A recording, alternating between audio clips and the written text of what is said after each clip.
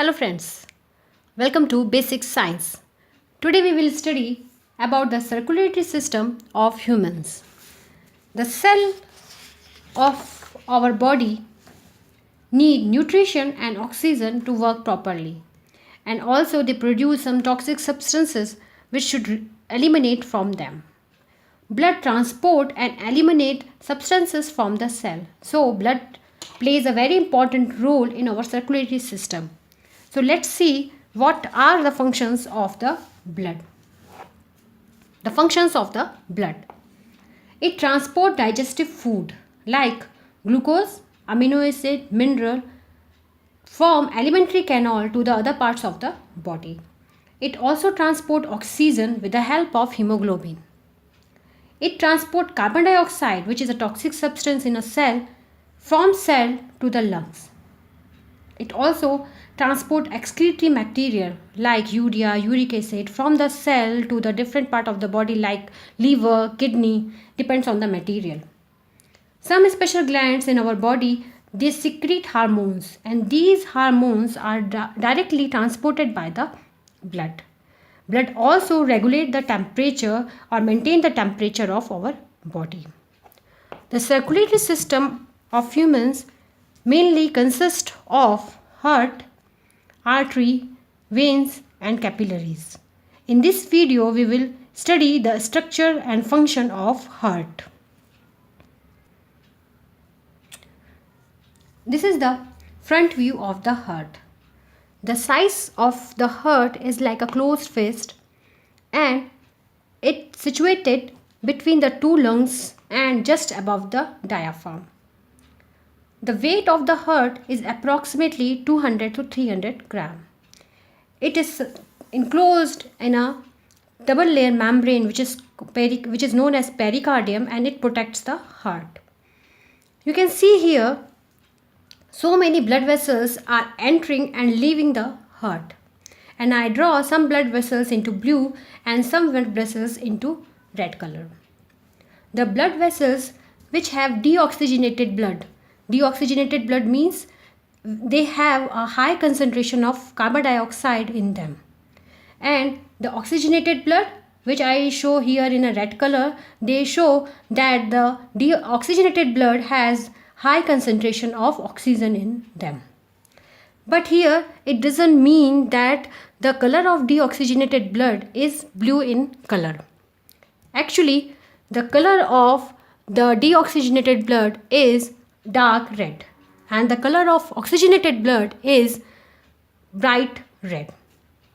So we can see here that the blood vessels which are entering into the heart are known as veins, and the blood which are leaving the heart, entering the heart means they are supplying blood from different organs to the heart, and leaving the heart means they are supplying blood from the heart to the different part of the body. So if it is entering, then it is called vein, and if it is leaving, then it is called artery. So main arteries and vein are here. The vein, these two veins are known as vena cava, superior vena cava and inferior vena cava, and these are the pulmonary veins. And the arteries are this aorta and the pulmonary artery, which are leaving the heart. You can here also see that some blood vessels which supply blood to the muscles of the heart. These blood vessels are known as coronary vein and arteries. These coronary and vein and arteries supply blood to the muscles of the heart. So here we can say our heart works like a cashier. A cashier handles a lot of money, but what he gets only his salary.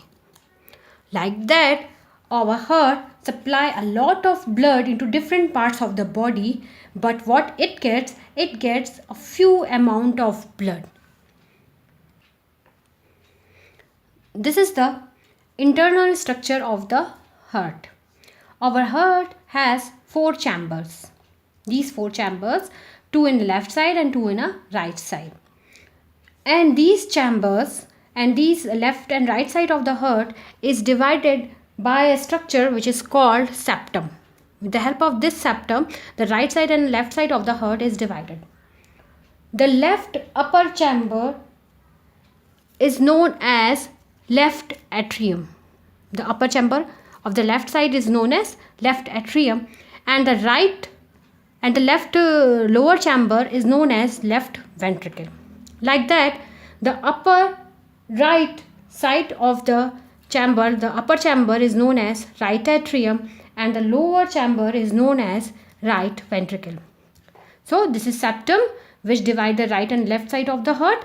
The lower chamber is known as left ventricle of the left side of the heart, and the upper chamber is known as left atrium.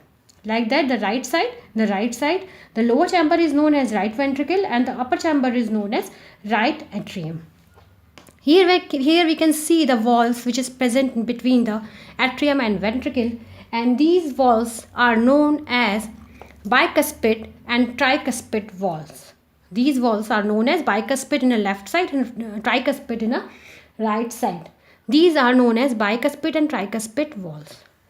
These veins which takes blood from the body towards the heart are known as superior and inferior vena cava. These are inferior vena cava and superior vena cava, which takes blood from the body towards the heart. And from here, the blood supplies to the lungs.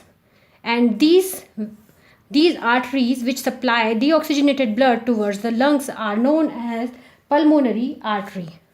This is the left pulmonary artery, and this one is the right pulmonary artery, which supply the blood from the heart towards the lungs. And from the lungs, the blood comes with the help of these pulmonary veins. This is the left pulmonary veins, and these are the right pulmonary veins. From these veins, the blood from the lungs comes to the heart. And from the heart, the blood transfer to different part of the body with the help of this organ, which is this artery, which is called aorta. From this aorta, the blood transfer to other parts of the body. And you can see here some walls are present in pulmonary artery and this aorta. The wall which is present in pulmonary artery is known as semilunar wall of pulmonary artery, and the wall which is present in aorta is known as semilunar wall of aorta. So let's take a recap. So our heart is made up of 4 chambers, the 2 upper chamber and 2 lower chamber. The 2 upper chambers are known as atrium and the 2 lower chambers are known as ventricle. These 2 chambers are divided with the help of these walls. These walls are known as tricuspid and bicuspid wall, and the blood from the body enters to the heart with the help of these inferior and superior vena cava. From here it transferred to the lungs with the help of these pulmonary artery, the left and right pulmonary artery. From the lungs, the blood comes with the help of pulmonary veins, these left and right pulmonary veins. It comes to the heart and then transferred to the aorta with different part of the body. These aorta and artery have walls which is known as semilunar wall, and this aorta is known as has a wall which is known as semilunar wall of aorta. So this is the internal structure of the hearts. Now we will understand how does our heart function.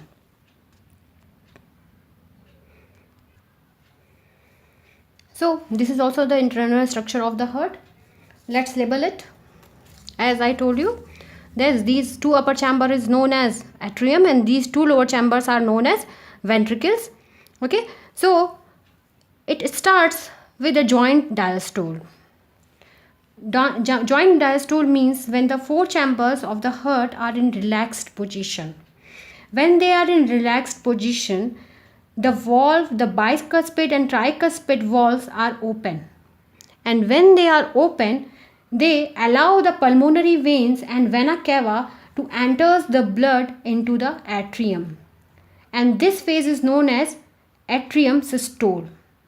When the atrium are in systole position, then the ventricles are in ventricular diastole, means they are in relaxed position. So from atrium the blood comes to the ventricles, these two ventricles. When the blood comes into ventricles, these ventricles contract and they supply the blood into pulmonary artery and aorta. They supply the blood into pulmonary artery and aorta. So when the atrium is in systole position, it contracts, and when it contracts, it supplies the blood into ventricles. At that time it contracts, ventricle contracts and it supplies the blood into aorta and pulmonary artery. So let's see what is the diastole and systole.